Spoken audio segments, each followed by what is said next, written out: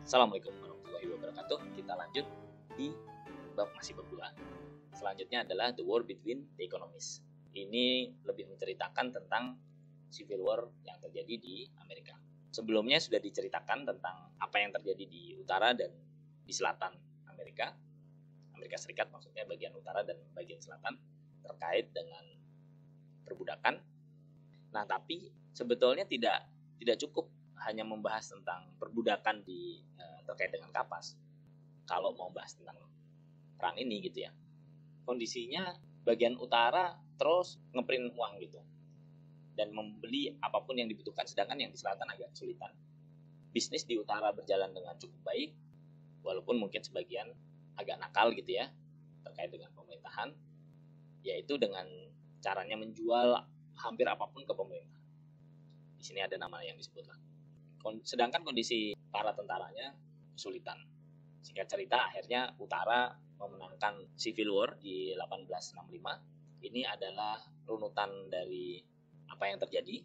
Colbert jadi Menteri Keuangan 1665 dan seterusnya, yang sebelumnya sebetulnya sudah kita bahas sebagian di situ. Kita balik lagi ke Karl Marx yang di video sebelumnya sempat ditinggalkan. Sebelumnya diceritakan bahwa Karl Marx selama hampir 20 tahun mencoba membuktikan bahwa idenya tentang komunis atau tentang sosialis itu bisa berjalan dengan baik, yang akhirnya di 1867 Karl Marx berhasil menyelesaikan Das Kapital, atau ya Kapital lah gitu, volume 1.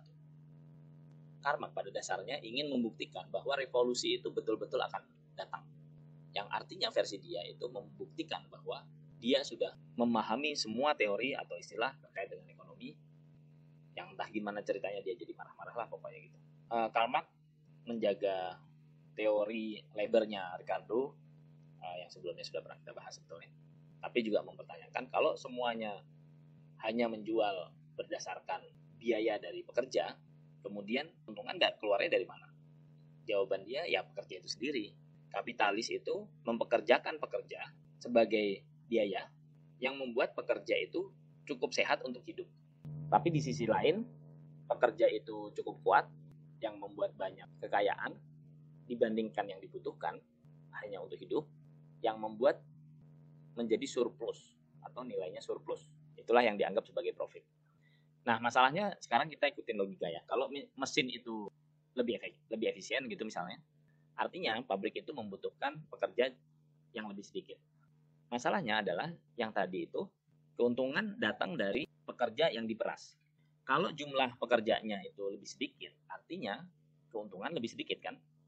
Balik lagi, kita nanti akan muncul di masa di mana orang yang tidak bekerja itu banyak sekali, dan artinya si kapitalis tidak bisa membuat keuntungan.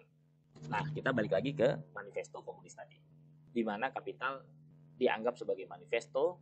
Kembali lagi ke classical political economy. Kalau mau lebih detailnya, classical political economy bisa lihat di video yang sebelumnya. Nah, banyak sekali yang coba dituliskan. Masalahnya adalah logika yang dibangun itu berdasarkan logikanya si Ricardo, model ekonominya Ricardo, yang kita sebetulnya tidak hidup di atas model itu. Kapital memang membuat banyak barang di dunia nyata, tapi pekerja itu adalah manusia gitu ya, bukan sekedar komoditi yang lain. Selain itu, mass production itu artinya membutuhkan pengelolaan yang sifatnya massal. Nggak hanya cukup dengan free market yang sudah diusulkan oleh Adam Smith, yang artinya industri yang besar itu akan dijalankan oleh seseorang, yang bisa jadi itu kita, yang artinya ekonomi akan membuat dirinya sendiri menjadi sosialis.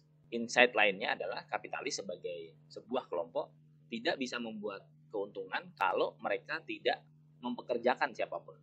Kapitalis akan membayar pekerja sangat murah, yang akhirnya mereka juga akan kesulitan karena uang yang didapatkan itu sedikit, padahal barang yang dibikin harus dibeli oleh orang tersebut gitu ya.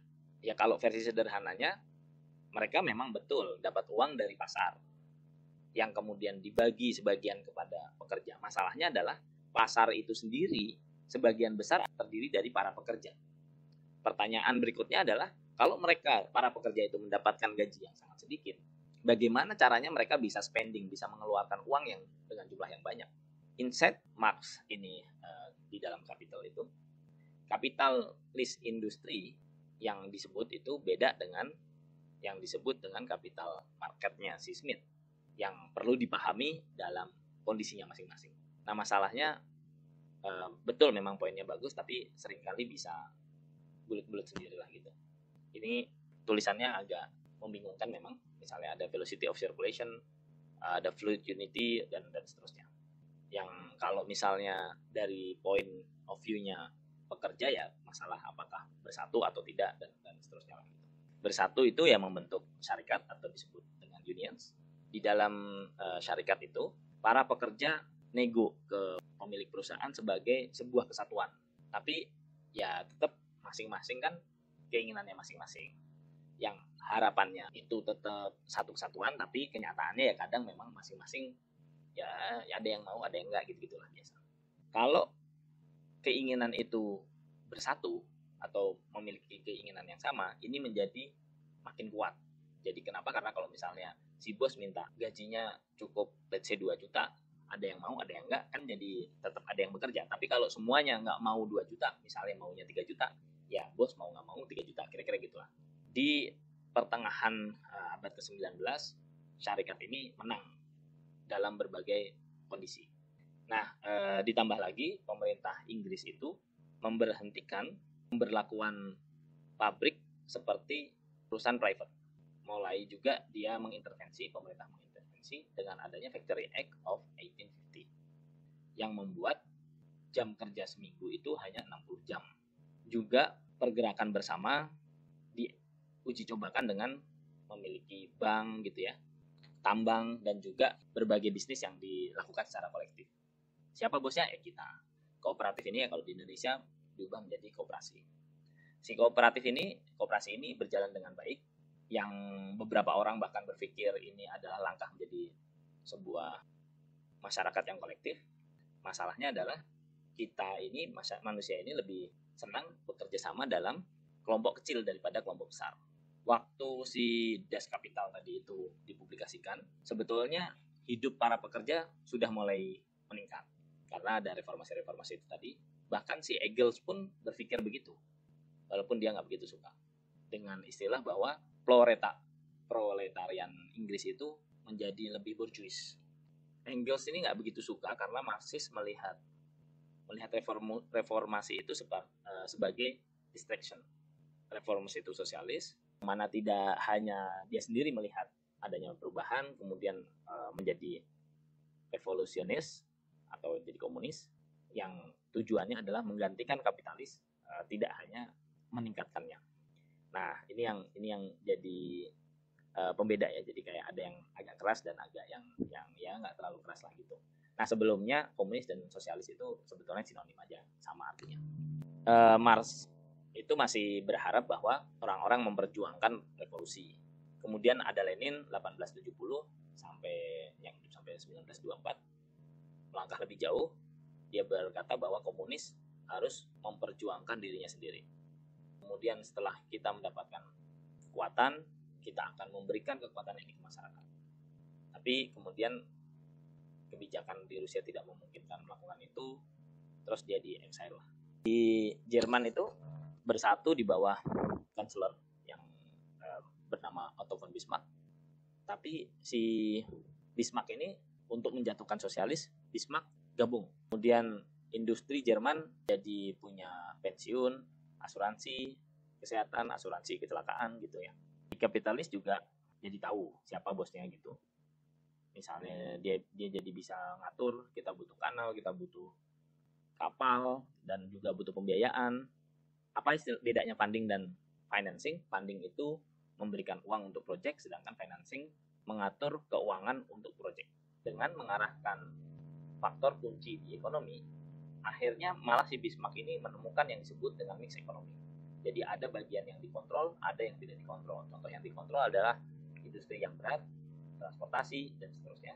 Kemudian yang tidak dikontrol misalnya adalah pertanian dan bisnis kecil. Mix ekonomi ini bekerja dengan sangat baik. Bahkan Jerman mulai bisa ngejar ketertinggalannya terhadap Inggris. Bahkan sekarang juga kita di dunia ini di masing-masing negara lebih banyak menggunakan skema mix ekonomi. yang mana bukan kapitalisme murni. Jadi memang banyak juga yang dikontrol lah intinya itu. Bahkan pasar bebas itu barangnya juga perlu memenuhi standar kualitas yang ditetapkan oleh pemerintah. Dan barangnya juga diantar dengan menggunakan jalan raya yang disiapkan oleh pemerintah. Terus air itu juga bagian dari layanan publik. Polisi, pemadam kebakaran, kemudian sanitasi gitu ya. Listrik juga sama. Kita biasanya mendapatkan ini dengan gratis atau mungkin berbayar tapi murah. Tapi banyak juga yang memulai eksperimen tentang sosialis. Pertanyaannya sekarang bukan lagi apakah beberapa bagian dari ekonomi perlu dikontrol oleh pemerintah, tapi pertanyaannya adalah bagian apa aja yang perlu dikontrol oleh pemerintah dan bagaimana caranya ngontrol yang baik gitu. Dan tujuannya apa? Gitu dulu. Kita lanjutkan di video berikutnya. Assalamualaikum warahmatullahi wabarakatuh.